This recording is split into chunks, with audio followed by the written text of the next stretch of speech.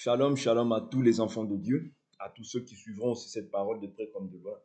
Que le Seigneur de gloire vous bénisse, vous assiste, vous fortifie, tout un chacun dans le nom de Jésus-Christ. Nous sommes toujours dans notre partage qui est intitulé Les idoles visibles et invisibles. Je répète, les idoles visibles et invisibles. Donc, dans les idoles visibles et invisibles, nous sommes en train de traiter tout ce qui est lié au culte de la personnalité, tout ce qui est lié au culte rendu à l'image d'un Dieu, comme si elle était Dieu ou Dieu en personne. Vous voyez?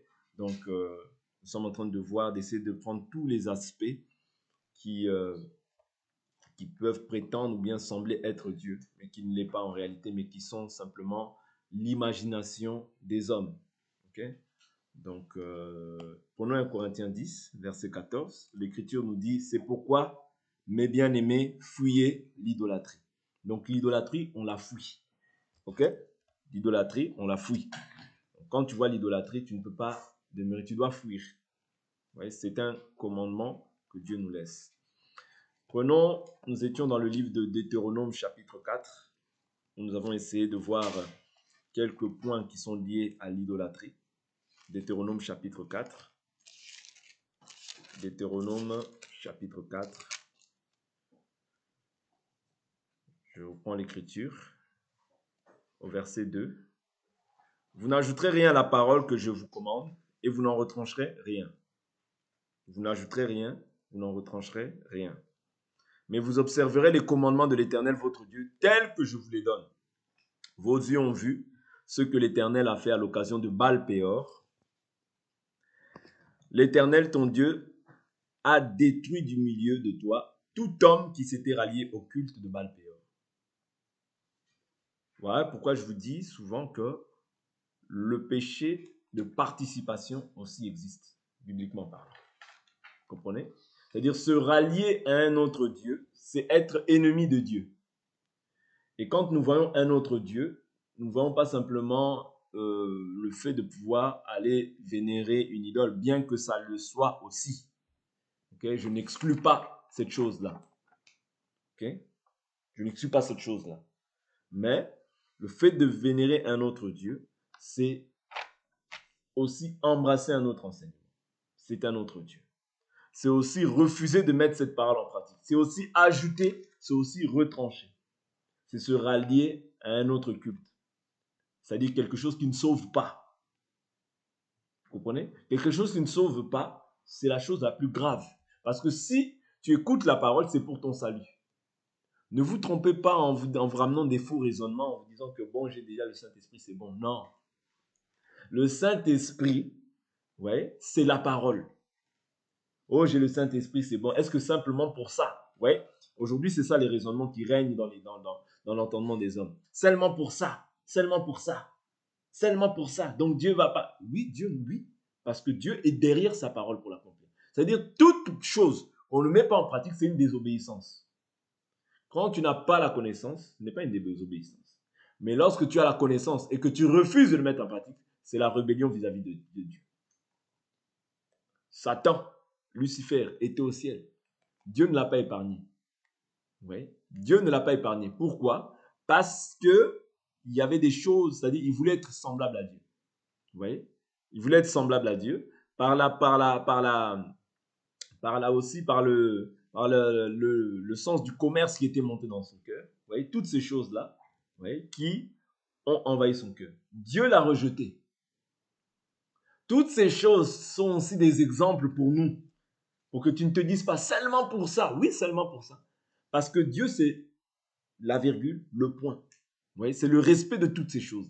Donc, quand tu ajoutes, tu prouves par là que non, Dieu n'a pas tout dit dans sa parole. C'est-à-dire que toi, tu veux ajouter ta pensée, ta philosophie, tes raisonnements.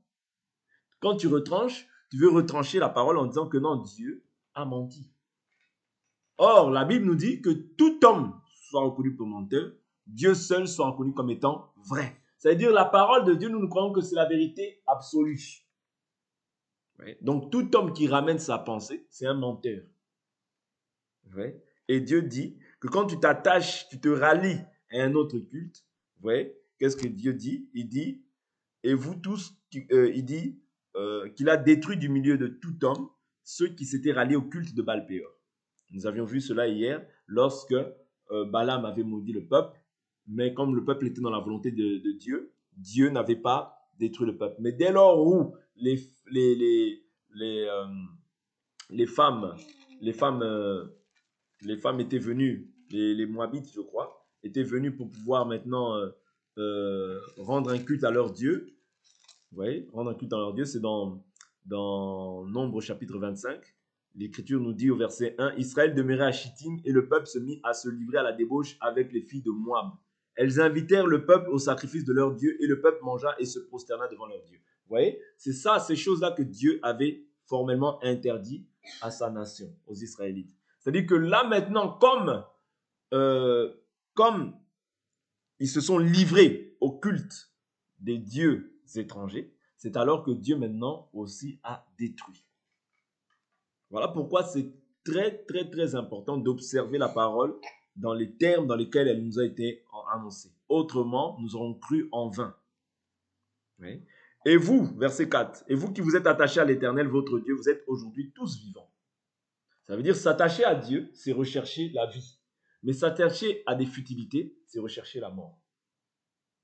Dieu, c'est sa parole, n'oubliez pas. Ouais. S'attacher à Dieu, c'est rechercher la vie. Mais s'attacher aux futilités, aux vanités, c'est rechercher la mort. Ok? Voyez, je vous ai enseigné des prescriptions et des ordonnances comme l'Éternel, mon Dieu, me l'a commandé, afin que vous les mettiez bien en pratique dans le pays où vous allez entrer pour en prendre possession. Donc, nous, aujourd'hui, lorsqu'on met cela en fait dans le contexte de l'Église, nous comprenons que nous sommes dans le monde, mais nous ne sommes pas de ce monde. Voilà pourquoi la Bible nous dit « N'aimez pas le monde ». Si quelqu'un aime le monde, l'amour du Père n'est pas en lui. Autrement dit, si quelqu'un aime le monde, c'est un idolâtre. Vous voyez? Et les idolâtres n'hériteront pas le royaume des cieux. Ok? Donc, tu peux rentrer en possession de ton héritage que si tu observes la parole de l'Éternel. Si tu n'observes pas la parole de l'Éternel, tu perds ton temps. Parce que c'est l'observation des règles qui te permettra d'entrer dans l'héritage. Non seulement du siècle présent, mais aussi du siècle à venir. Mais l'héritage le plus important, ce n'est pas celui du siècle présent, c'est celui du siècle à venir. Voilà pourquoi nous sommes en train de nous édifier au travers de cette parole pour nous préparer à la rencontre de l'époux. Ouais. Pour nous préparer à la rencontre de l'époux, pour que nous soyons saints, purs, sans tache, sans ride devant lui. Parce que cette parole est sainte et saine. Voilà pourquoi quand tu reçois cette parole, tu reçois maintenant l'esprit qui peut te permettre de pouvoir pratiquer cette parole. Mais tu dois aussi te conformer maintenant à la volonté de la parole. Sans quoi, si tu reçois simplement l'esprit, mais que tu ne te conformes pas, c'est une rébellion devant Dieu. C'est une rébellion auprès de Dieu. Vous comprenez? Parce que l'esprit doit te pousser à pouvoir obéir à Dieu. L'esprit ne peut pas te pousser à vivre comme toi tu veux. Non, ça n'existe pas. Ok?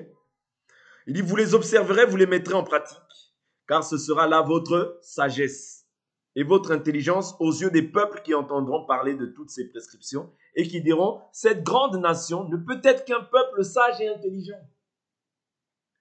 La sagesse par excellence, elle se trouve chez les enfants de Dieu.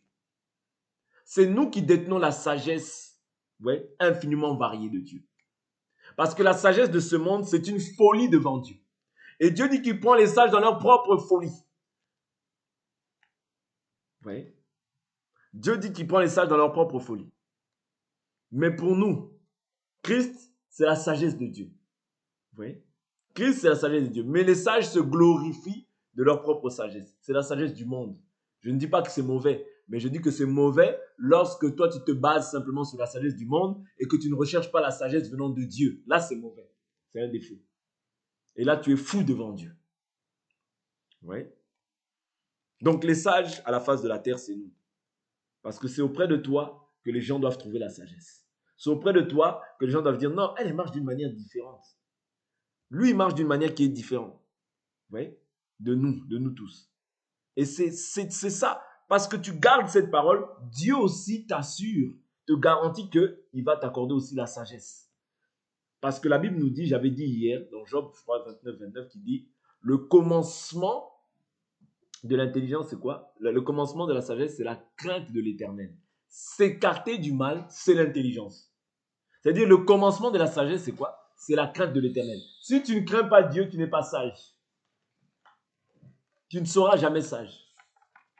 Mais si tu crains Dieu et que tu mets sa parole en pratique, Dieu te dit que toutes les nations, vous voyez, diront que toi et moi et un tel, nous sommes des personnes sages. Quelle est en effet la grande nation qui est des dieux aussi proche d'elle que l'Éternel notre Dieu l'est de nous, toutes les fois que nous l'invoquons? Et quelle est la grande nation qui est des prescriptions et des ordonnances justes? Ouais, les ordonnances que toi tu observes ne sont pas injustes, elles sont justes. Comme toutes ces lois que je vous présente aujourd'hui. Seulement prends garde à toi et veille attentivement sur ton âme. Je vous ai dit que comment est-ce que tu veilles sur ton âme? Hier, c'est ce que j'ai pris la peine de pouvoir, c'est ce dont j'ai pris la peine de pouvoir parler. Tu veilles sur ton âme en observant cette parole. Pourquoi? Afin que ton cœur ne s'enorgueillisse pas. Afin que ton cœur ne se détourne pas de cette parole. Ouais. C'est comme ça que tu veilles sur ton âme. Parce que la nourriture de l'âme, c'est cette parole. L'homme ne vivra pas de pain seulement, mais de toute parole qui sort de la bouche de Dieu. Je désire que tu sois en bonne santé et que tu prospères à tous égards, comme prospère l'état de ton âme. Comment prospère ton âme? Par l'observation de la parole. Quand tu observes cette parole, tu médites cette parole, tu veilles sur ton âme. Ouais. Dieu peut te corriger à travers une parole qu'il a écrite, et toi tu te repens. Ouais. Tu veilles sur ton âme en agissant ainsi. Mais ne pas veiller sur son âme, c'est vivre comme tu veux. Ouais. C'est vivre comme si le monde t'appartenait. C'est vivre comme si tu pensais que le lendemain t'appartenait. Le lendemain ne t'appartient pas. Tu ne sais pas ce que un jour peut enfanter. Tu peux dire demain, je ferai ça. Après-demain, je ferai ça. Mais Dieu te dit. Dis plutôt, si Dieu le veut, je ferai ça. Ouais. C'est comme ça qu'un enfant de Dieu agit. Parce qu'il ne sait pas ce qu'un jour peut enfanter. Tu peux dormir pour ne plus te réveiller. Mais si tu dors et tu ne te réveilles plus, sois dans la volonté de Dieu. Le problème, ce n'est pas de mourir. Le problème, c'est de mourir dans la volonté de Dieu. Si tu meurs dans ta volonté, tu récolteras aussi selon ce que toi tu as semé. Voilà pourquoi qu'on ne te trompe pas. En termes de ton salut, il n'y a pas de frère, il n'y a pas de père, il n'y a pas de quoi que ce soit. En termes de salut, c'est observe la parole pour ton salut. Parce que devant Dieu, tu seras tout seul. Devant Dieu, tu ne seras pas avec quelqu'un. Et ce que tu as entendu, c'est ça que Dieu te dira, mais je t'ai montré ça.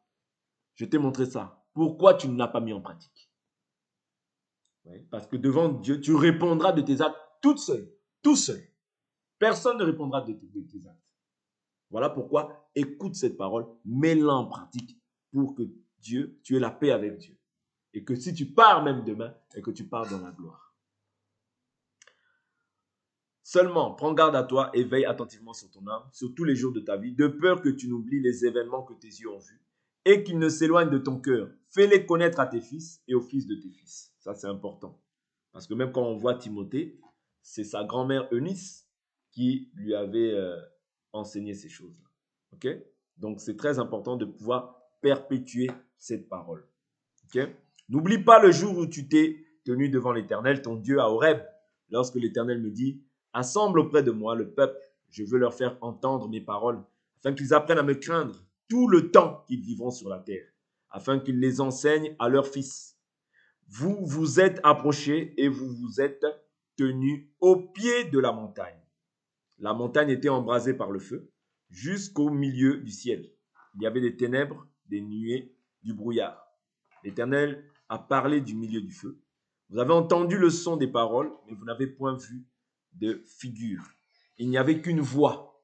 Pourquoi Dieu dit vous n'avez point vu de figure? Il n'y avait qu'une voix. Parce que l'homme aime toujours représenter Dieu par quelque chose. Oui. L'homme aime toujours faire une représentation des choses. Voilà pourquoi Dieu par la suite, il dit quoi? Il vous exposa son alliance qu'il vous ordonna d'exécuter, les 10 paroles, et les écrivit sur 2 tables de pierre. En ce temps-là, l'Éternel me commanda de vous enseigner des prescriptions, des ordonnances, afin que vous les mettiez en pratique dans le pays dans lequel vous entrez, pour en prendre possession. Puisque vous n'avez vu aucune figure le jour où l'Éternel vous parla du milieu du feu, à Horeb. Prenez bien garde à vos âmes. Parce que l'âme, c'est le siège des sentiments, des pensées, des émotions. Vous voyez? C'est-à-dire, tu dois prendre garde à ton âme de faire quoi? De peur que vous ne vous corrompiez. Donc, c'est la corruption. C'est se détourner de Dieu. Et que vous nous fassiez une statue, oui, une représentation de quelque effigie sur le modèle d'un homme ou d'une femme, sur le modèle de quelques bêtes qui soient sur la terre, sur le modèle de quelques oiseaux qui volent dans le ciel. Voilà pourquoi je vous ai dit que dès lors où quelqu'un te dit ça c'est Dieu, ouais, et qui te montre une image, ça c'est Jésus et qui te montre une croix, par rapport à cette écriture, tu dois comprendre déjà que c'est faux. Dieu est esprit. Il faut que ceux qui l'adorent comment? En esprit et en vérité. Quand on parle d'esprit, c'est quelque chose d'immatériel. Ce n'est pas quelque chose de physique. Un esprit, on ne peut pas saisir un esprit.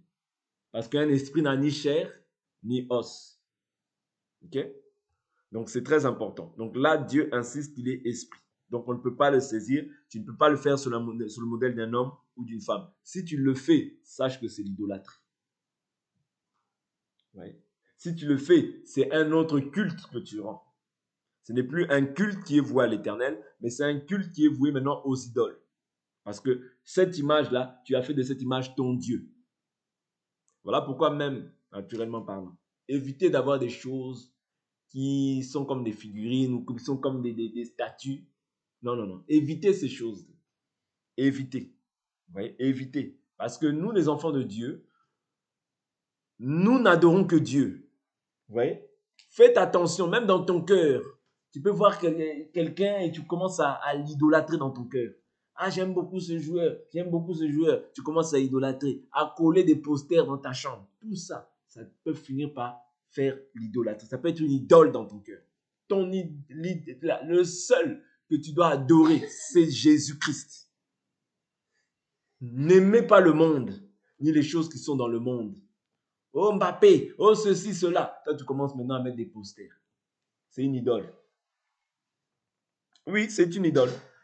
Oh, moi j'aime trop ces jeux. Tu commences à prendre maintenant, à coller, à faire une idole. C'est une idole que tu mets dans ton cœur. Attention.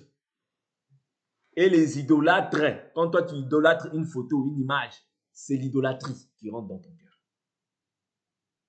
Vous comprenez? N'idolâtre rien. Adore seulement Dieu. Ah, maintenant, moi, je veux commencer à coller ces images. C'est l'idolâtrie, c'est l'idole qui rentre dans ton cœur. Oui, oui, c'est l'idole. C'est aussi une idole. Oui, c'est une idole parce que tu commences à faire une figure. Donc, tu peux même dormir avec ce livre-là. Oh non, lui, c'est le joueur de football. Mon joueur de football. Tu commences à coller. Tu commences à... Non, non, non. Faites attention. Un enfant de Dieu n'adore que Dieu.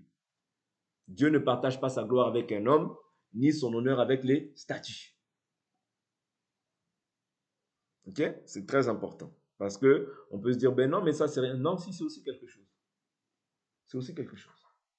Toi, un enfant de Dieu, tu ne peux pas coller des posters de quelqu'un dans ta chambre. Quand les posters, tu colles. Non, c'est une idole. Attention. Ouais. Il dit, verset 18, sur le modèle de quelque animal qui rampe sur le sol, sur le modèle de quelque poisson qui soit dans les eaux, au-dessous de la terre. Et aussi de peur que levant les yeux vers le ciel. Ah, ça c'est très important. Levant les yeux vers le ciel et voyant le soleil, la lune et les étoiles, toute l'armée des cieux, tu ne sois entraîné à te prosterner devant eux et à leur rendre un culte. Vous voyez, ça, on le voit déjà à la surface de la terre. Tu peux voir quelqu'un qui vénère le soleil. Ça existe. La lune, ça existe.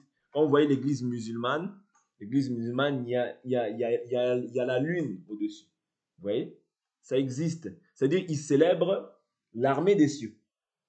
Ils rendent un culte à l'armée des cieux. Comprenez? Parce que ce qui a été, c'est ce qui est, c'est ce qui sera. Allah, c'est simplement Baal, en réalité. Faites vos recherches, vous verrez. Allah, c'est simplement Baal. C'est-à-dire, c'est des faux dieux. Vous comprenez? C'est Baal. Ouais. Donc, parce que Baal, on l'adorait aussi avec le même signe.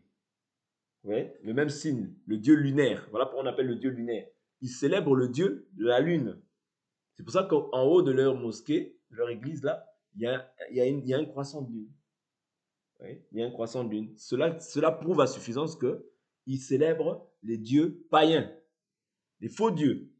Or, nous, les faux dieux, nous savons c'est qui? Ce sont des démons. Vous comprenez? Ce qui a été, c'est ce qui est, c'est ce qui sera. Rien de nouveau sous le soleil. Même il y a des églises où vous allez voir des croix. C'est une idole. Il y a des églises où vous allez voir peut-être des soleils. C'est des fausses églises. C'est des idoles. Parce qu'on ne peut pas faire de représentants. Il y a des églises où tu vas voir un oiseau. Ils vont dire non, ça c'est l'image du Saint-Esprit qui était descendu sur Jésus. C'est une idole. Ouais. Tu vois le soleil, tu vois la lune, c'est une idole. On ne peut pas rendre un culte et mettre des images. Ouais. Tu mets une photo de quelqu'un qu'on appelle Jésus comme ça. C'est une idole. Ouais. Et l'idole doit être détruite. Il dit aussi, de peur que levant les yeux vers le ciel, voyant le soleil, la lune, les étoiles, toute l'armée des cieux, tu ne sois entraîné à te prosterner devant eux, à leur rendre un culte. C'est là ce que l'Éternel ton Dieu a donné en partage à tous les peuples sous le ciel tout entier. Oui. C'est-à-dire ça, ce partage-là, d'adorer en fait les idoles, d'adorer les démons, d'adorer la lune, d'adorer les étoiles, d'adorer la nuit, le jour, toutes ces choses-là. Ça, Dieu l'a donné à tous les peuples à la surface de la terre. Mais à toi, Dieu n'a pas permis ça. Pourquoi? Parce que toi, tu es mis à part pour Dieu. Est-ce que vous comprenez? Ça, Dieu l'a donné au peuple. C'est-à-dire que les peuples le fassent, il n'y a pas de souci. Que les nations le fassent, il n'y a pas de souci. Qu'ils adorent les démons, il n'y a pas de problème. Mais toi, Dieu ne le permet pas. Vous comprenez? Mais à vous, l'Éternel vous a pris et vous a fait sortir de la fournaise de fer, de l'Égypte, afin que vous soyez un peuple qui soit son héritage, comme vous l'êtes aujourd'hui. L'Éternel s'irrita. Oui. Donc Dieu, pour toi, Dieu t'a pris pour que tu sois son peuple, son héritage. Je vous dis toujours que nous sommes héritiers de Dieu, co-héritiers avec le Christ. Toutes les promesses qui ont été faites à Abraham, je bénirai celui qui te bénira. Je maudirai celui qui te maudira. Celui qui te maudit aujourd'hui, c'est lui-même qui est maudit. Oui. Est-ce que vous comprenez? Oui. Toutes les promesses qui ont été faites à Abraham, tu les perçois, tu les reçois par la foi en Christ Jésus. C'est-à-dire que quand tu entres en Christ Jésus, toutes les promesses qui ont été faites à Abraham, tu les reçois par la foi. Voilà pourquoi ne néglige pas cet héritage. Il faut être conscient de ce que tu as pour ne pas fouler cette grâce. Parce que si tu n'es pas conscient de ce que tu as, tu vas négliger ce que tu as. Mais si tu es conscient qu'en toi, il y a le Dieu vivant, celui qui a créé les cieux et la terre, et que tu ne sers pas les idoles, je t'assure que tu as de l'assurance. Mais quand tu n'es pas conscient, tu peux fouler facilement cette grâce. Parce que tu n'es pas conscient, en fait, de la richesse que Dieu t'a accordée. Parce que c'est tout un héritage, comme il est écrit ici. L'Éternel s'irrita contre moi à cause de vous. Il jura que je ne passerai pas le Jourdain. Ça, c'est Moïse. Je vais sauter. Je vais au verset 23. Il dit, prenez garde à vous, de peur que vous n'oubliez l'alliance que l'Éternel, votre Dieu, a conclue avec vous, et que vous ne fassiez une statue, une représentation quelconque, contrairement à ce que l'Éternel, ton Dieu, t'a commandé. Vous voyez, ça, ces lois étaient prescrites pour Israël, mais elles sont toujours valables. Il y a des lois qui sont toujours valables pour le temps de l'Église. Il y a des lois qui ont traversé la croix, mais il y en a d'autres qui ont pris fin à la croix, ou bien qui se sont accomplies, d'autres qui se sont accomplies dans le corps de Christ. Vous comprenez? Mais ces lois-là sont toujours valables. C'est-à-dire que si tu fais une idole, vous voyez, la colère de Dieu va s'abattre sur toi. Okay? Car l'Éternel, ton Dieu, est un feu dévorant, un Dieu jaloux. Dieu est jaloux. C'est-à-dire qu'il ne peut pas permettre que toi, tu aies quelque chose d'autre dans ton cœur qui puisse le rivaliser. Non. S'il t'a pris, c'est pour que tu sois sa propriété. C'est pour que tu sois comme lui veut et non pas comme toi tu veux. Parce que quand tu es comme toi tu veux, tu gardes ta vie, je vous le dis et je le répéterai. Tu gardes ta vie. Tu ne peux pas être comme toi tu veux. Non. Quand tu viens dans la maison d'un nouvel époux, il a des règles, des ordonnances que tu dois observer si tu veux demeurer avec lui. Mais si tu ne veux pas demeurer, si tu ne veux pas lui plaire, tu vas faire ce que toi tu veux, mais l'époux, vous voyez, n'agréera pas tes voies. Ok? Je vais prendre encore une écriture. Je vais toujours dans Deutéronome. Je vais sauter un peu. Je vais sauter un peu. Je vais sauter, je vais au verset 27. L'Éternel vous disséminera parmi les peuples et vous ne resterez qu'un petit. Ça, c'est dans le cadre où les gens n'obéiront pas à la parole. Vous voyez, là, Dieu dit, l'Éternel vous disséminera et vous resterez un petit nombre au milieu des nations où l'Éternel vous emmènera. Et là, vous rendrez un culte à des dieux, œuvres de main d'homme, du bois et de la pierre, qui ne peuvent ni voir, ni entendre, ni manger, ni sentir. C'est de là aussi que tu chercheras l'Éternel ton Dieu. Tu le trouveras si tu le cherches de tout ton cœur et de toute ton âme. Au sein de ta détresse, tous ces événements t'atteindront. Alors, dans les temps à venir, tu retourneras à l'Éternel ton Dieu et tu écouteras sa voix. Voyez, donc Dieu n'abandonne pas à toujours. Même lorsque nous péchons, Dieu n'abandonne pas à toujours. Mais quand tu reviens à Dieu, tu dois revenir avec un cœur sincère. Mais ne prends pas aussi cet argument-là pour te dire, ah, comme Dieu n'abandonne pas à toujours, donc je peux faire un acte qui est mauvais. Non, parce que tu ne sais pas. C'est-à-dire l'acte que tu peux poser là, ça peut être pour ta mort. Et si tu meurs dans cet état-là, je t'assure que tu ne seras pas dans la présence de Dieu. Voilà pourquoi un juste, c'est celui qui s'efforce de demeurer dans la justice. Un saint, c'est celui qui se sanctifie davantage. Ce n'est pas celui qui se relâche, non, mais c'est celui qui se sanctifie davantage. C'est celui qui s'examine tous les jours pour voir s'il plaît à Dieu, si sa marche est toujours conforme avec ce que la parole de Dieu dit. Vous voyez? Parce que chaque jour, nous devons aller de gloire en gloire. Nous devons grandir dans notre communion avec Dieu, ouais, et dans notre manière de le servir. Il se peut qu'hier, tu étais à 30%. Il faut que dans 2, 3, 4, 5 ou 2 mois, tu sois à 35%. Oui, parce que nous devons grandir. Nous sommes appelés à aller de progression en progression. Vous comprenez? C'est très important. Oui. Donc, il dit quoi? Il dit, je prends l'écriture, au verset 35. Chapitre 4, verset 35, il dit, tu as donc été éclairé pour reconnaître que l'Éternel est Dieu et qu'il n'y en a point d'autre que lui. Oui. Si tu as été éclairé, c'est pour reconnaître quoi? Que l'Éternel est Dieu. Tu n'es pas éclairé pour vivre encore dans les ténèbres, non. Et l'Éternel qui est Dieu, c'est quoi? C'est l'Éternel. Ça veut dire parce que Dieu, nous disons toujours que c'est sa parole. Au commencement était la parole était avec Dieu, la parole était Dieu. Elle était au commencement avec Dieu. Tout ce qui a été fait par elle. Par qui? Par la parole. Oui. Tout, sauf rien. Oui. Mais si maintenant toi tu es éclairé, si maintenant toi tu vois, alors qu'autrefois tu étais aveugle, quand tu étais aveugle, tu n'avais pas de péché. Mais maintenant aujourd'hui que tu vois, si ton péché demeure là, il y a un problème. Parce que le fait de voir, c'est déjà une condamnation pour toi. Le fait de voir et de résister à cette parole, c'est une condamnation pour toi. Vous comprenez? D'où l'importance de comprendre que Dieu ne t'éclaire pas en vain. Dieu t'éclaire pour que tu puisses porter du fruit. Oui. Et du fruit qui subsiste jusque dans la vie éternelle. C'est ça que Dieu attend de chacun de ses enfants. Je vais prendre une dernière écriture et on va s'arrêter là. Une dernière écriture. Prendre Deutéronome chapitre 6. Deutéronome chapitre 6. Je vais sauter. Je prends le verset 4 au premier. Écoute Israël, l'Éternel notre Dieu, l'Éternel est un. Pourquoi je dis l'Éternel ton Dieu, l'Éternel est un? Parce que aujourd'hui on nous prêche des fois 3 dieux. Vous voyez, dans la divinité. Nous croyons qu'il n'y a qu'un seul Dieu, je le répète, qui s'est manifesté de différentes manières. Il s'est manifesté dans le Fils, il a pris un corps parce que Dieu est esprit. Et il est revenu comme étant le Saint-Esprit. C'est-à-dire il est revenu dans sa position de l'Esprit, mais pour habiter dans la vie de tout un croyant, de tous ceux qui croient. Vous comprenez? Il n'y a qu'un seul Dieu, il n'y en a pas 3. C'est-à-dire que tous ceux qui croient qu'il y a 3 dieux, ils sont déjà dans l'égarement. Je vous rappelle ces choses. Je sais que vous le savez, mais je vous rappelle ces choses. Parce que pour nous, c'est notre salut. Le jour où tu crois qu'il y a 3 dieux, c'est fini. Tu t'éloignes du salut. Et tu aimeras l'Éternel ton Dieu de tout ton cœur, de toute ton âme, de toute ta force. Et ces paroles que je te donne aujourd'hui seront dans ton cœur. Ouais. C'est-à-dire ces paroles-là, tu ne peux pas les fouler. Elles doivent être dans ton cœur.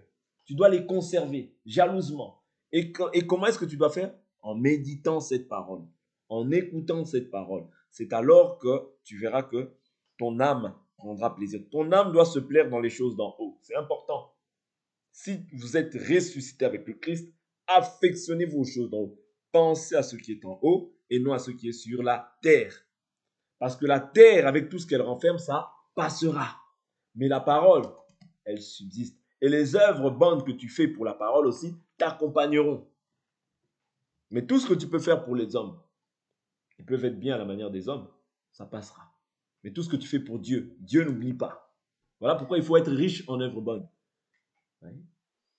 Bien qu'il faut faire du bien à tout le monde, mais fais aussi beaucoup de bien pour Dieu. Je prends le verset 12, je saute. Garde-toi d'oublier. Non, je prends le verset un peu plus haut. Verset 10. Quand l'Éternel, ton Dieu, te fera entrer dans le pays qu'il a juré à tes pères, Abraham, Isaac et Jacob, parce que la promesse a été faite à eux, de te donner, avec de grandes et bonnes villes que tu n'as pas bâties, des maisons pleines de toutes sortes de biens, et que tu n'as pas remplies, des citernes creusées, que tu n'as pas creusées, des vignes et des oliviers que tu n'as pas plantés, et lorsque tu mangeras et te rassasieras, garde-toi. Vous voyez, c'est souvent quand on mange et qu'on se rassasie, qu'on commence maintenant à oublier les principes élémentaires de Dieu. Vous voyez, quand tu vois que tu es dans l'abondance, mon âme, mange, bois et réjouis-toi, car tu as beaucoup de biens en réserve. Mais Dieu dit, insensé, tout ce que tu possèdes, à qui sera-t-il? Cela même te sera, ta vie même te sera redemandée cette nuit. Vous comprenez? C'est-à-dire que ce n'est pas parce que tu es dans l'opulence, ce n'est pas parce que tu as les moyens, ce n'est pas parce que maintenant tu as un bon poste dans ta vie que tu vas oublier la parole. Non. Si tu agis comme ça, tu es un insensé. Ça veut dire qu'en fait, l'argent t'a corrompu. L'argent a montré en fait que tu n'aimais pas Dieu de toute ton âme, de toute ta pensée et de toute ta force. L'argent, c'est rien, c'est éphémère. Mais la vie éternelle, ce n'est pas éphémère. Oh non, moi, tu vois, aujourd'hui, je suis médecin. Moi, les choses de prière, ça m'a... Tu es idolâtre. Tu es idolâtre. Oh non, moi, moi, j'ai plus le temps. Tu es un idolâtre. Ton Dieu qui t'a... Et tu es un impoli spirituel. Parce que celui qui t'a créé, tu n'arrives pas à lui rendre grâce. Celui qui te donne le souffle de vie, la santé, la force, tu n'arrives pas à lui rendre grâce. Tu es plus impoli que les impolis. Ouais. Il dit, garde-toi d'oublier l'Éternel qui t'a fait sortir du pays d'Égypte, de la maison de servitude. Tu craindras l'Éternel ton Dieu, c'est à lui que tu rendras un culte et tu jureras par son nom. Vous ne vous rallierez pas à d'autres dieux, d'entre les dieux des peuples qui sont autour de vous. Tu peux voir quelqu'un, oh, la doctrine elle devient dure, donc moi je vais chez les musulmans. La doctrine elle devient dure, donc moi je vais chez les catholiques. Tu n'as jamais eu l'amour de Dieu en toi. Jamais. Parce que la Bible nous dit que l'amour est fort comme la mort. C'est-à-dire, toi, tu ne peux pas abandonner cette voie-là. Parce que la Bible nous dit que même les insensés ne s'égareront pas de cette voie-là. Même les insensés. C'est-à-dire que celui qui s'égare, il est pire qu'un insensé. Oui. Ça, c'est pas moi, c'est Ésaïe qui parle de ça. Il dit, cette voie-là, la voie royale, même les insensés ne pourront pas s'y égarer. Oui. Garde-toi d'oublier. Tu craindras l'Éternel, tu jureras par son nom. Vous ne vous rallierez pas à d'autres dieux d'entre les peuples qui sont autour de vous. Car l'Éternel, ton Dieu, est un Dieu jaloux. Souligne ça, que Dieu est jaloux. Ouais. Dieu est jaloux au milieu de toi. La colère de l'Éternel, ton Dieu, s'enflammerait contre toi. Contre toi. Et il t'exterminera de la surface du sol. Vous ne tenterez pas l'Éternel, votre Dieu, comme vous l'avez tenté à Massa. Vous observerez bien les commandements de l'Éternel, votre Dieu, les déclarations et les prescriptions qu'il vous a commandées. L'alliance que Dieu a conclue avec nous, c'est une alliance qui est basée sur le sang. Et le sang, c'est la vie. Quand toi, tu reçois le Saint-Esprit, tu reçois la vie de Dieu en toi. Et cette vie-là est marquée par le fait de marcher maintenant en nouveauté de vie. C'est-à-dire que tu ne peux... Voilà pourquoi on parle de la nouvelle naissance. Quelqu'un qui est né de nouveau, s'il comprend c'est quoi la nouvelle naissance, c'est-à-dire que nous avons été recréés en Christ Jésus pour des œuvres bonnes que Dieu a placées d'avance afin que nous les pratiquions. C'est-à-dire que tu dois maintenant vivre en nouveauté de vie, réapprendre à vivre selon Dieu. Même si autrefois, en Égypte, tu écoutais par exemple la musique du monde, au jour d'aujourd'hui, tu es maintenant dans la maison de Dieu, tu ne peux plus faire ces choses-là. Si autrefois tu étais facile à pouvoir insulter, à pouvoir faire des choses, au jour d'aujourd'hui, tu es en Christ, tu dois t'efforcer à faire en sorte que cette vie-là ancienne ne soit plus ton partage. Vous voyez? C'est-à-dire qu'il y a des choses qui doivent prendre fin, parce que la croix, c'est le lieu de la mort. Voilà pourquoi à la croix, Paul nous dit quoi? Je suis crucifié avec le Christ. Ce n'est plus moi qui vis, c'est Christ qui vit en moi. Si c'est toi qui vis, tu mourras. Sache-le. Parce que ce que Dieu a en horreur, c'est le toi, c'est le moi, c'est l'ego de l'homme. Or, je vous dis toujours que la Bible nous dit, le Fils de Dieu est apparu afin de détruire les œuvres du diable. Et les œuvres du diable résident dans ta chair. L'idolâtrie, oui, la magie, la sorcellerie, l'envie, l'ivrognerie, tout ça, la jalousie, oui, tout ça, ça réside dans ta chair. Voilà pourquoi il est très important, oui, sachant que toi maintenant, tu as donné ta vie à Jésus. Il faut comprendre, hein, c'est quoi donner sa vie à Jésus. Il faut comprendre. C'est pas j'ai donné ma vie à Jésus comme tout le monde et après tu vis comme tout le monde. Non, tu n'as rien compris. Je donne ma vie à Jésus, c'est-à-dire j'ai perdu ma vie. Je fais quelque chose, je pose un acte. Est-ce que cela plaît à Jésus? Si cela ne plaît pas à Jésus, comme j'ai perdu ma vie, eh bien, je laisse au pied de Jésus. Même si j'aime cette chose, je la laisse au pied de Jésus parce que je sais que lui a toujours raison. C'est ça, servir Jésus. C'est ça, être serviteur ou servante de Dieu. Vous comprenez? Donc pour aujourd'hui, on va s'arrêter là et on va continuer demain, toujours dans cette même ordre de pensée. On va prier.